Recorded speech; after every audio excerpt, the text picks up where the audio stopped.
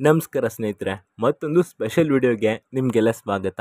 ಸಾಮಾನ್ಯವಾಗಿ ಸಿನಿಮಾಗಳಲ್ಲಿ ಹೀರೋಯಿನ್ ಪಾತ್ರಕ್ಕೆ ಅಷ್ಟೊಂದು ಪ್ರಾಮುಖ್ಯತೆ ಇರೋದಿಲ್ಲ. ಸುಮ್ಮನೆ ಹೀರೋ ಜೊತೆ ಮನಸುತ್ತೋ ಪಾತ್ರಗಳಿಗೆ ಮಾತ್ರ ಅವರನ್ನು ಸೀಮಿತ ಮಾಡಲಾಗಿರುತ್ತೆ. ಹಾಗಾಗಿ ಸಿನಿಮಾ ರಂಗದಲ್ಲಿ ಅತಿ ಹೆಚ್ಚು ದಿನಗಳ ಕಾಲ ಹೀರೋಯಿನ್ಗಳಾಗಿ ಉಳಿಯೋದು ಕಷ್ಟವಾಗಿತ್ತು. ಉಳಿದ್ರೂ ಕೂಡ ಹೀರೋಗಳಿಗೆ ಕೊಡೋಷ್ಟು ಸಂಭಾವನೆಯನ್ನು ಕೊಡೋದಿಲ್ಲ ಅನ್ನೋ ಮಾತಿದೆ. ಆದರೆ ಕೆಲವು ಹೀರೋಯಿನ್ಗಳು ಈ ಮಾತನ್ನು ಸುಳ್ಳು ಮಾಡಿದ್ದು ಟಾಲಿವುಡ್ ಚಿತ್ರರಂಗದಲ್ಲಿ ಕೇಳಿ ಬರ್ತಿದೆ. ಒಂದು ಚಿತ್ರಕ್ಕೆ ಕೋಟಿಗಟ್ಟಲೆ ಸಂಭಾವನೆ ಪಡೀತಿದ್ದಾರಂತೆ. ಅದ್ಯಾರು, ಎಷ್ಟು ಸಂಭಾವನೆಯನ್ನು ಪಡೀತಿದ್ದಾರೆ ಅನ್ನೋದನ್ನು ಇವತ್ತಿನ ವಿಡಿಯೋದಲ್ಲಿ ಹೇಳಕೊಟ್ಟಿದ್ದೀವಿ, ಬನ್ನಿ. ಈ ಹೀರೋಯಿನ್ಗಳ ಪಟ್ಟಿಯಲ್ಲಿ ಮೊದಲು ಕೇಳಿ ಬರೋ ಹೆಸರು ನಯನತಾರಾ. ಜವಾನ್ ಸಿನಿಮಾದಲ್ಲಿ ಬಾಲಿವುಡ್ನ ಕಿಂಗ್ ಖಾನ್ ಶಾರುಖ್ ಖಾನ್ ಜೊತೆ ಪರದೆ ಹಂಚಿಕೊಂಡಿದ್ದ ನಯನತಾರಾ ಜವಾನ್ ಸಿನಿಮಾದ ಸಕ್ಸಸ್ ನಂತರ ತಮ್ಮ ಸಂಭಾವನೆಯನ್ನು ಹೆಚ್ಚಿಸಿಕೊಂಡಿದ್ದು, ಸದ್ಯಕ್ಕೆ ಅವರು ಚಿತ್ರವೊಂದಕ್ಕೆ 7 ಕೋಟಿ ರೂಪಾಯಿಯಷ್ಟು ಸಂಭಾವನೆ ಪಡೀತಿದ್ದಾರೆ ಅನ್ನೋ ಸುದ್ದಿದೆ.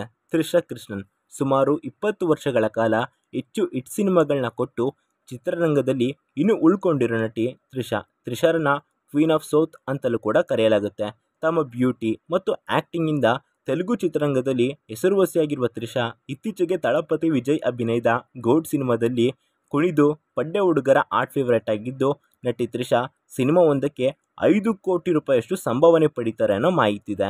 ಟಾಲಿವುಡ್ನ ಲೇಡಿ ಸೂಪರ್ ಸ್ಟಾರ್ ಎಂದೇ ಕರೆಸಿಕೊಳ್ಳೋ ನಟಿ ಅನುಷ್ಕಾ ಶೆಟ್ಟಿ.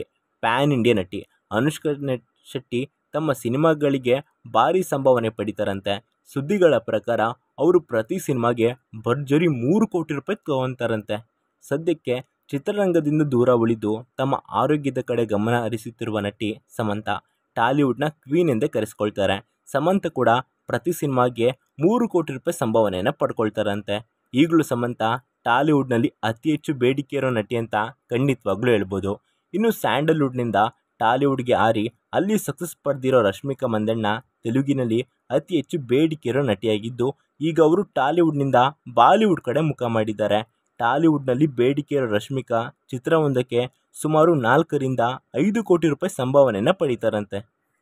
ಇನ್ನು ಅತಿ ಹೆಚ್ಚು ಬೇಡಿಕೆ ಇದ್ದ ಸಕ್ಸಸ್ಫುಲ್ ನಟಿಯಾಗಿದ್ದ ಪೂಜಾ ಹೆಗ್ಡೆ ಈಗ ಸಾಲು ಸೋಲುಗಳ ನಂತರ ತಮ್ಮ ಸಂಭಾವನೆಯನ್ನು ಕಡಿಮೆ ಮಾಡಿಕೊಂಡಿದ್ದು, ಮೊದಲು ತಮ್ಮ ಎಲ್ಲ ಸಿನಿಮಾಗೆ 4 ರಿಂದ 5 ಕೋಟಿ ರೂಪಾಯಿಗಳಷ್ಟು ಸಂಭಾವನೆಯನ್ನು ಪಡೀತಿದ್ರು. ಆದರೆ ಈಗ ಪೂಜಾ ಹೆಗ್ಡೆ ಚಿತ್ರವೊಂದಕ್ಕೆ 2 ಕೋಟಿ ರೂಪಾಯಿಯಷ್ಟು ಸಂಭಾವನೆಯನ್ನು ಪಡೀತಿದ್ದಾರಂತೆ. ರಶ್ಮಿಕಾ ಮಂದಣ್ಣ ಬಳಿಕ ತೆಲುಗಿಗೆ ಹೋಗಿ ಹಿಟ್ ಚಿತ್ರಗಳ ಮೂಲಕ ಟಾಲಿವುಡ್ನಲ್ಲಿ ಸದ್ದು ಮಾಡ್ತಿರೋ ಕನ್ನಡದ ಚೆಲುವೆ ಶ್ರೀಲೀಲಾ. ಸದ್ಯಕ್ಕೆ ತೆಲುಗಿನಲ್ಲಿ ಬಹು ಬೇಡಿಕೆಯಲ್ಲಿರೋ ನಟಿಯರಲ್ಲಿ ಇವರು ಕೂಡ ಒಬ್ಬರು. ಸಾಲು ಹಿಟ್ ಚಿತ್ರಗಳನ್ನ ನೀಡಿರೋ ಶ್ರೀಲೀಲಾ ಪ್ರತಿ ಸಿನಿಮಾಗೆ 1.5 ಕೋಟಿ ರೂಪಾಯಿಗಳಷ್ಟು ಸಂಭಾವನೆಯನ್ನು ಪಡೀತಿದ್ದಾರಂತೆ. ಟಾಲಿವುಡ್ನ ಟಾಪ್ ನಟಿಯರಲ್ಲಿ ಕೀರ್ತಿ ಸುರೇಶ್ ಕೂಡ ಒಬ್ಬರು. ಸದ್ಯಕ್ಕೆ ಪ್ರತಿ ಚಿತ್ರಕ್ಕೆ ಕೀರ್ತಿ ಸುರೇಶ್ 2 ಕೋಟಿ ರೂಪಾಯಿಗಳಷ್ಟು ಸಂಭಾವನೆಯನ್ನು ಪಡೀತಾರೆ ಅನ್ನೋ ಮಾತಿದೆ. ಬೋಲಾಶಂಕರ್ ಚಿತ್ರದಲ್ಲಿ ತಂಗಿ ಪಾತ್ರದಲ್ಲಿ ಕಾಣಿಸಿಕೊಂಡಿದ್ದು, ಕೀರ್ತಿ ಸುರೇಶ್ ತಮ್ಮನ್ನ ಅವರಿಗಿಂತ ಹೆಚ್ಚು ಸಂಭಾವನೆ ಪಡ್ಕೊಂಡಿದ್ರು ಅನ್ನೋ ಮಾತಿದೆ. ಇನ್ನು ತಮ್ಮ ಸಿಂಪ್ಲಿಸಿಟಿಯಿಂದಲೇ ಹರೆಯದ ಹುಡುಗರ ಮನಸ್ಸು ಕದ್ದಿರುವ ನ್ಯಾಚುರಲ್ ಬ್ಯೂಟಿ ಸಾಯಿ ಪಲ್ಲವಿ ಅದ್ಭುತ ಡ್ಯಾನ್ಸರ್ ಕೂಡ ಹೌದು.